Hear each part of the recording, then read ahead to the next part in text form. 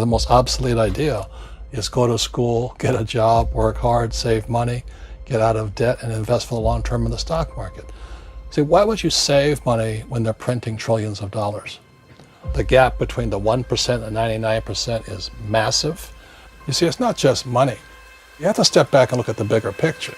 So what do you do? In every one of us is a poor person. There's still a poor person inside me.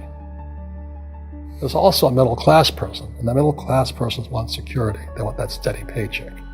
And there's a rich person. And they're all inside of us, except that it's not taught. You're taught to go to school, get a job, and get a paycheck. You're not taught to how to get rich. If you read Rich Dad, Poor Dad, my rich dad refused to pay me. He said the paycheck was one of the most damaging things you could take in your life. He says the moment you take a paycheck, you're an employee, and that's the mindset. So my rich dad never paid me. It drove my poor dad, government employee, nuts. You gotta pay people, you gotta pay people.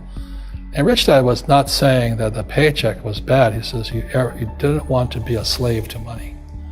So as an entrepreneur, if Rich Dad folded, I just started another company. I don't need a paycheck. I don't need anybody to take care of me. If my government doesn't like me, I move to another country because they need entrepreneurs there. So the entrepreneur is not so much the business. The entrepreneur is really the mindset and the skill sets and the different set of rules. You see, small business does not operate in the same rules as big business. Entrepreneur is a mindset first, a skill set, and rules. And depending upon whether you're an employee or a small business, the rules are different. The mindsets are different, the skill sets are different. If you could say one thing to somebody who's never been an entrepreneur and they're thinking about making the leap of faith into becoming an entrepreneur, what could you tell them? Well, I'll just tell them the same thing that happened to me. My last paycheck, I still remember it clearly. It was one of the worst and the best days of my life. And I was in Puerto Rico. I was working for Xerox, and my boss gave me it wasn't a paycheck, it was a bonus check. I think it was about $30,000, taxable. It's the only problem with that. So I got this check and I went, holy mackerel. You know what I mean? So I was excited, but I was also disturbed. And so this other guy comes up to me, his name was John, and John says to me, he says, you're gonna be back. I said, why? He says, because you're gonna fail. I looked at him and said, look, few expletive words, because that's what he did. He left Xerox, failed, and he came back. And I said, look,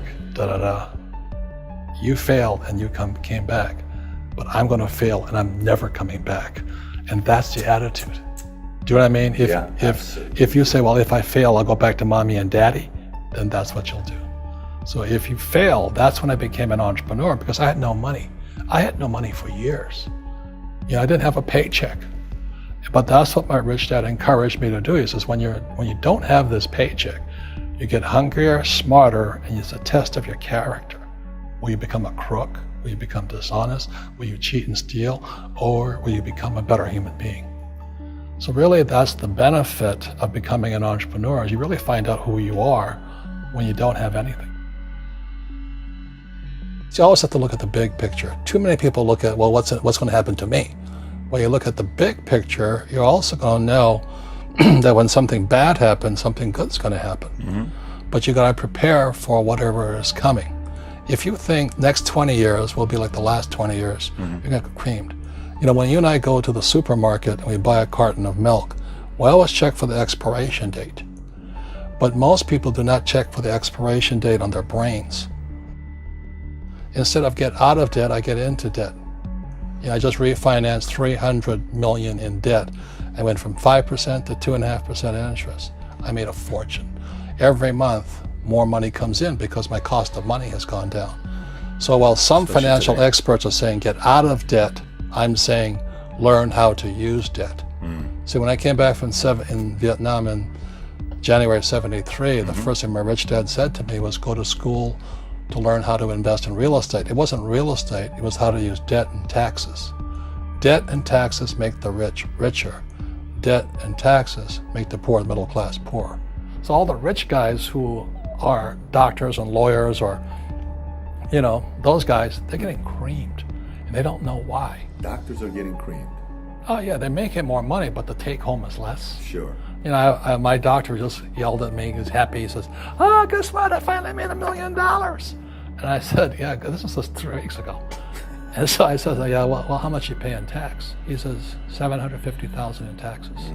So his net was about $400,000. That's not bad. But when I make $1 million, I keep $1 million. And the reason is because I don't make it by working for money. See, if you work for money, you're taxed. So that's why lesson number 1 in Rich Dad Poor Dad is the rich don't work for money. What we do instead is we create businesses as entrepreneurs. We acquire real estate. I don't invest in the stock market. Okay? So the reason is because as entrepreneurs, I have more control over my income, how much I make, and how much I pay in taxes. And because I'm an entrepreneur as well as an investor in real estate, I pay 0 tax. So every time I make, let's say, $1 million as an entrepreneur, I immediately invested in real estate. I have a 4-to-1 step up. So I put $1 million in real estate, I get $4 million from the bank. That's why I love banks.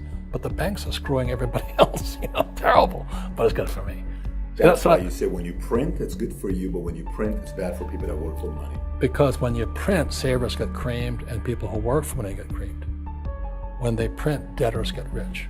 You see, debt and taxes make the rich richer, and debt and taxes make the poor middle class poorer. When we have obsolete ideas, we get obsolete results. So what's happening for most people, the idea of going to school, getting a job, working hard, saving money, getting out of debt, buying your house because it's an asset, and investing for the long term, is obsolete. The world has changed. The world changed in 1971 when President Nixon took us off the gold standard and money became debt. What if we get rid of school? Then what would happen? Would it be better if we had no educational system at all? No, I'm saying education is more important before. It's just obsolete. There's Moore's Law which states information doubles every 18 months. In other words, everything's obsolete 18 months. So, and this is just a recent phenomenon. So when you come out of school, you're already obsolete. And that's why I'm the old guy, I meet my friends who went to Harvard. I went to Harvard. I said, yeah, that was how long, 50 years ago? Today, the banks are charging you interest to save money. In other words, banks don't want your money because they printed too much of it. And that's why there's this bubbles in stocks and bubbles in real estate and all this. People are dumping the cash because, as I said in here, savers are losers and cash is trash. And yet people are, well, I want a high-paying job. Well, that's an obsolete idea.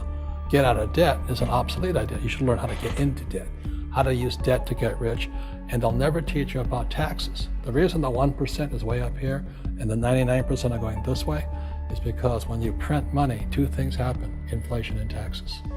It's crushing them. And any entrepreneur thinks, I'm just going to make money and going to start a business and make a lot of money because of what we talk about. They really have got to smell the roses, man. That's not what the real entrepreneurs are doing. Most entrepreneurs, there's 28 million small business owners in America.